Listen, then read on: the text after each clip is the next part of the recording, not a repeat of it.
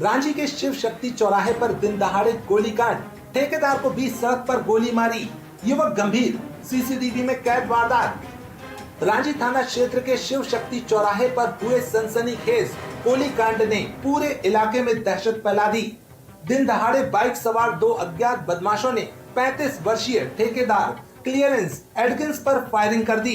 हमलावरों ने उनके सिर और हाथ को निशाना बनाया, जिससे वे लहूलुहान होकर सड़क पर गिर पड़े। वारदात को अंजाम देने के बाद आरोपी मौके से फरार हो गए। जानकारी के अनुसार रांची के बुद्धू काची का बाड़ा निवासी क्लियरेंस एडकिंस पेशे से सिविल इंजीनियर थे और ठेकेदारी व प्रॉपर्टी का कार्य करते थे। घटना के समय वे अपने बच्चों को स्कूल छोड़कर घर लौट रहे थे, तभी पीछे से आए बाइक सवार बदमाशों ने उन्हें निशाना बनाकर फायरिंग कर दी। घटना का लाइव सीसीटीवी फुटेज भी सामने आया है, जिसमें साफ देखा जा सकता है कि बदमाशों ने पीछे से आकर एडकिंस पर ताबड़तोड़ गोलियां चलाईं। गोली लगते ही वे अपनी चलती बाइक से अनियंत्रित होकर सड़क पर गिर पड़े। वारदात के बाद हमलावर तेजी से फरार हो गए। गोली चलने की आवाज से क्षेत्र में अफरा तफरी मच गई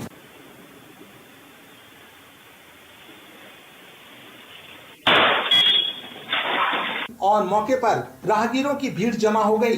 सूचना मिलते ही रांची पुलिस मौके पर पहुंची और घायल को तत्काल नेताजी सुभाष चंद्र बोस मेडिकल कॉलेज अस्पताल पहुंचाया। सिर में गोली फंसी होने के कारण उनकी हालत बेहद गंभीर बनी हुई है। पुलिस ने मामले की गंभीरता को देखते हुए इलाके में घेराबंदी कर दी है और हमलावरों की तलाश के लिए अलग अलग टीमें गठित की गई हैं। सीसीटीवी फुटेज के आधार पर आरोपियों की पहचान की जा रही है। प्रारंभिक जांच में पुरानी रंजिश, प्रॉपर्टी विवाद और ठेकेदारी से जुड़े पहलुओं को लेकर जांच आगे बढ़ाई जा रही है। जिसको रांची में गोली लगी है वो मेरे बड़े भाई हैं, क्लियरेंस एडकिंस नाम है। वो सुबह अपने बच्चे को स्कूल से छोड़ के घर वापस लौट रहे थे तो किसी ने यहाँ माथे में उनको गोली मार दी। अभी उनकी सीरियस बहुत कंडीशन है। एक ही, अभी डॉक्टर लोग का कहना है एक ही गोली लगी तो माथे में अभी फंसी हुई है। अभी उनकी सर्जरी होने जा रही है। रोनाल्ड रांझी बड़ा पत्थर, ये वो अब ठेकेदार थे। नहीं, कोई दुश्मनी नहीं थी किसी। क्या कुछ ये शिव शक्ति चौराहा है रांझी का। सुबह सूचना प्राप्त हुई लगभग 8 बजे कि यहाँ पे एक घायल व्यक्ति पड़ा हुआ है, तो पुलिस की टीम तत्काल मौके पर पहुँची। मौके पर पहुँचने पर घायल व्यक्ति को उपचार हेतु मेडिकल कॉलेज रवाना किया और आसपास लगे हुए सीसीटीवी फुटेज खंगाले गए। तो उसमें 2 अज्ञात बाइक सवार एक व्यक्ति के ऊपर फायर जैसा कुछ करते हुए दिख रहे थे। उस घायल की जानकारी ली गई तो बड़ा पत्थर रांझी निवासी क्लियरेंस एडकिंस उम्र 32 वर्ष की जानकारी लगी है और अभी पुलिस की टीम यहाँ सक्रिय एफएसएल टीम को ही बुला लिया गया है। घायल को उपचार हेतु मेडिकल कॉलेज रवाना किया गया है और इसमें विवेचना जारी है। अनुसंधान के बाद जो भी अन्य जानकारी मिलेंगी आपको बताएंगे। ये युवक क्या करता था? अभी ऐसी जानकारी लग रही है प्रथम दृष्टया कि ये सिविल कॉन्ट्रैक्टर का काम करता था। इंदिरा गांधी नर्सिंग कॉलेज में एनसीसी नामांकन कार्यक्रम आयोजित, छात्राओं में दिखा उत्साह। नेशनल कैडेट कोर के अंतर्गत Indira Gandhi college of nursing Jabalpur में छात्राओं के लिए नामांकन कार्यक्रम गुरुवार को आयोजित किया गया। कार्यक्रम का आयोजन एनसीसी ग्रुप हेडक्वार्टर जबलपुर एवं 2 एमपी गर्ल्स बटालियन के संयुक्त तत्वावधान में सुबह 11 बजे किया गया। कार्यक्रम में ग्रुप कमांडर ब्रिगेडियर रितेश बहल, कर्नल दिनेश जायसवाल, मेजर कनक लता और प्रिया मशीह सहित एनसीसी के अधिकारी एवं स्टाफ उपस्थित रहे। इस दौरान अधिकारियों ने छात्राओं को एनसीसी के उद्देश्य, अनुशासन, नेतृत्व क्षमता और राष्ट्र सेवा के महत्व के बारे में विस्तार से जानकारी दी। उन्होंने बताया कि एनसीसी से जुड़ने पर छात्राओं में आत्मविश्वास, नेतृत्व क्षमता और जिम्मेदारी की भावना विकसित होती है। दूसरा है to provide a conducive environment to motivate youth to join the armed forces. साथ ही यह प्रशिक्षण भविष्य में रक्षा सेवाओं और अन्य क्षेत्रों में करियर बनाने में भी सहायक सिद्ध होता है। कार्यक्रम के दौरान बड़ी संख्या में छात्राओं ने उत्साहपूर्वक भाग लिया और एनसीसी कैडेट के रूप में नामांकन कराया। हाँ, जय हिंद। मैं brigadier Ritesh Bahl, group commander Jabalpur.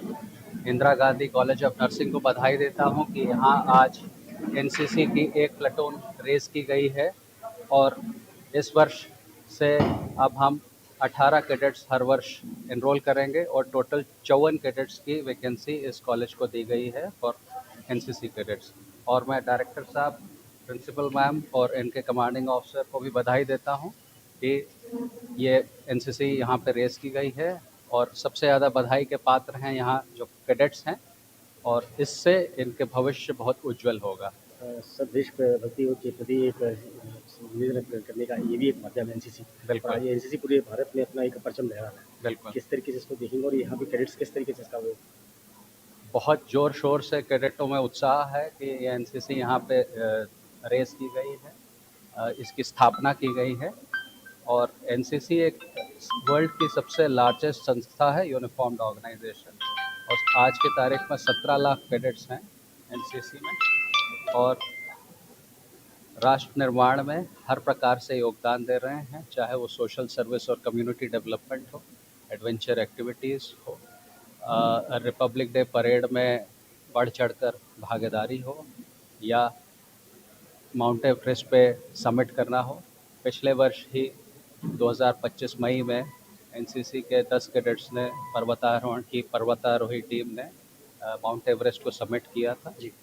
तो एनसीसी राष्ट्र निर्माण के हर पहलू पर ध्यान दे रही है और ये जो एनसीसी यूनिट की आज यहाँ स्थापना की गई है, मेरे को पूरा यकीन है कि ये कैडेट्स एनसीसी का पूरा लाभ उठाएंगे और राष्ट्र निर्माण में योगदान भी देंगे और अपना भविष्य भी उज्जवल बनाएंगे। मतलब क्या देखा जाए तो नेशनल कैडेट कोर एक छोटी आर्मी के रूप में उभर कर सब जन सामने आप ये कह सकते हैं, आप ये कह सकते हैं। Thank you. Thank you.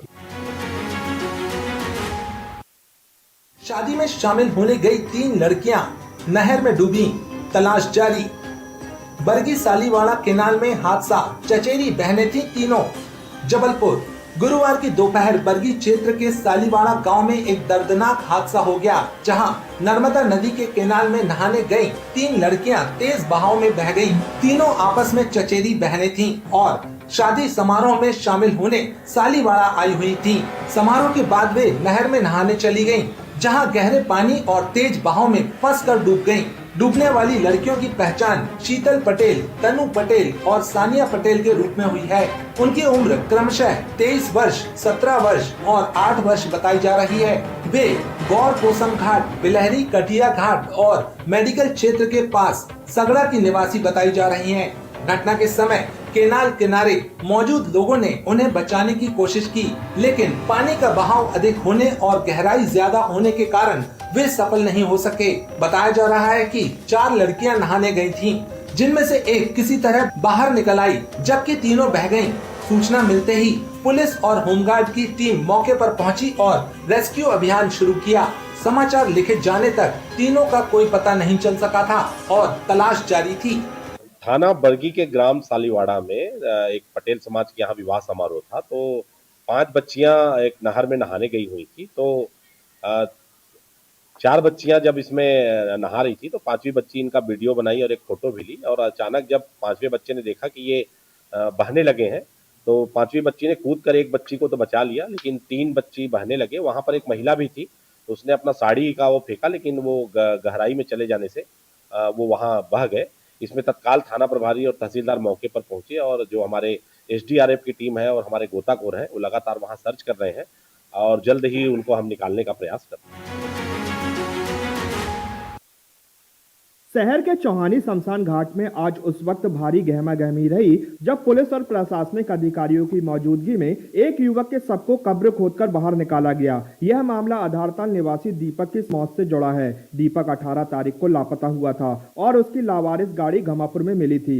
अगले दिन स्नेहनगर में उसका शव बरामद हुआ, जिसे शिनाख्त न होने और शव के खराब होने की आशंका के चलते 20 तारीख को लावारिस मानकर दफना दिया गया था। बाद में मृतक के भाई दिलीप सिंह ने शव की पहचान की और इसे सामान्य मौत मानने से इंकार करते हुए हत्या की आशंका जताई। परिजनों के कड़े विरोध और संदेह के बाद मजिस्ट्रेट की अनुमति से आज सबको फिर से निकाला गया। मैं कंट्रोल रूम में कैमरा चेकिंग कर रहा था दीक्षित जी के साथ में। वहाँ पे हमको खबर मिली कि एक अज्ञात व्यक्ति की लाश मिली है। तो फिर मेरे को बुलाया गया उधर पे, फ़ोटो दिखाई गई, मैंने पुष्टि की इस चीज़ की कि ये मेरा भाई है। कितने दिन पुलिस ने रखा था और उसके बाद दफनाया है, इसकी कुछ जानकारी? 19 तारीख को पुलिस को मिले हैं और 20 तारीख को दफनाए गए हैं। यानी बॉडी को रखा नहीं शनाख्त के लिए? बॉडी मेरे को वो फ़ोटो दिखाई गई थी कौन सी तारीख को फोटो दिखाई थी आपको? 21 तारीख को, कल की डेट है। ऑटो पेट्रोल पंप के सामने मिला था और पेट्रोल पंप का सीसीटीवी देखने पर यह पता चला मेरे को कि ये वीडियो, यह गाड़ी 19 तारीख को रात को सुबह पौने 9 बजे खड़ी की गई है किसी और व्यक्ति के माध्यम से। और फिर उसके बाद मैं कंट्रोल रूम गया था 20 तारीख को। कंट्रोल रूम में फिर मेरे को पता चला है, वहाँ से सूचना मेरे को प्राप्त हुई, फ़ोटो दिखाई गई थी मेरे को कि एक अज्ञात व्यक्ति की सब बरामद हुआ है। सब मिला कहाँ पे था? बॉडी कहाँ मिली थी पुलिस को? ये पुलिस के द्वारा मेरे को जानकारी प्राप्त हुई कि ये स्नेह नगर यादव कॉलोनी, वहाँ से उनको संदिग्ध हालत में पाए गए थे, तो उनको 108 में विक्टोरिया अस्पताल भेजा गया था, जहाँ उनको क्या है कि मृत घोषित कर दिया। और फोटो जो मेरे को दिखाई गई थी उसके माध्यम से यह लग रहा है कि जो उसमें चोट के निशान दिख रहे हैं। क्या लगता है आपको हत्या हुई है? मुझे पूरी हत्या की आशंका लग रही है, क्योंकि इनका सब बरामद किया गया है स्नेह नगर से और ऑटो प्राप्त हुआ है मुझे घमापुर से। आज आपने बॉडी पहचान के? आज मैंने बॉडी पहचान ली और मैं अंतिम संस्कार करने आया हूँ।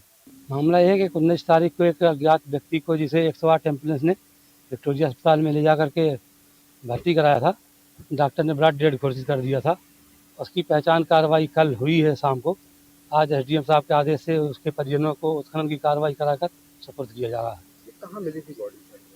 बॉडी इसकी विक्टोरिया में मिली थी, चूँकि ये 108 के द्वारा ले जाया गया था। ये मिला था स्नेह नगर में। परिजनों का ऐसा आरोप है कि बॉडी बहुत जल्दी दफना दी, क्या कुछ कहेंगे? 24 घंटे पुलिस इंतजार की, चूँकि बॉडी डिकम्पोज हो रही थी। डॉक्टर का भी ऐसा कहना था कि डिकम्पोज हो रही है, आप इसका कार्रवाई करके अंतिम कार्रवाई करें, तो कर दिया था। थाना प्रभारी मदन महल का पत्र पर अनुभागीय अधिकारी गोरखपुर महोदय के द्वारा शव उत्खनन के लिए आदेशित किया गया था, जिसमें हमने मौके पर आकर के शव का उत्खनन कराया और वीडियोग्राफी करा करके शव को जो है पुलिस के उसमें दे दिया, अभिरक्षक। घमापुर थाना अंतर्गत शीतलामाई मंदिर के पीछे आज सुबह एक अधेड़ व्यक्ति का शव मिलने से सनसनी फैल गई। सूचना मिलते ही थाना प्रभारी दिनेश गौतम ने मौके पर पहुंचकर जांच शुरू की।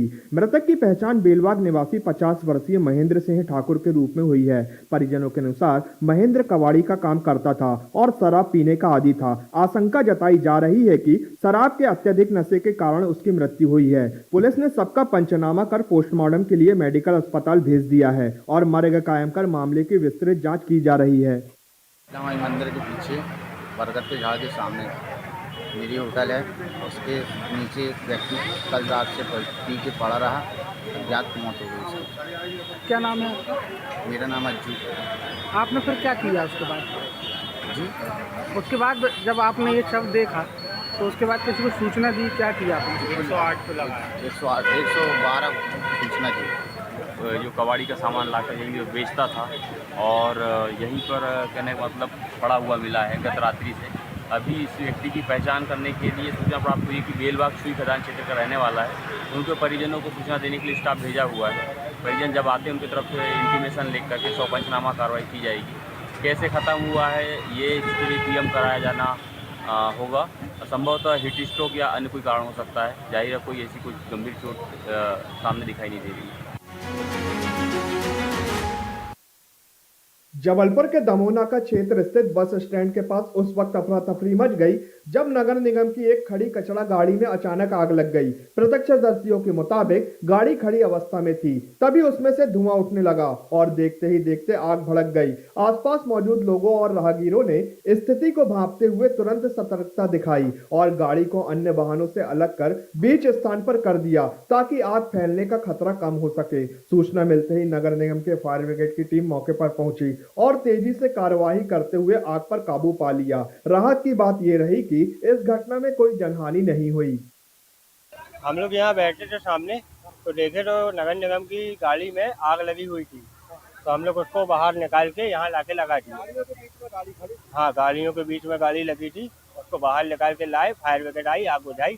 घटना यहाँ पे ये हुई कि हमको सूचना मिली कि एक क्षेत्रीय बस स्टैंड में दमोना का क्षेत्रीय बस स्टैंड में एक के फर में आग लगी थी, तो अपना फायर वाहन लेकर के आए, तत्काल मतलब आग को मतलब पूरी तरह बुझाए।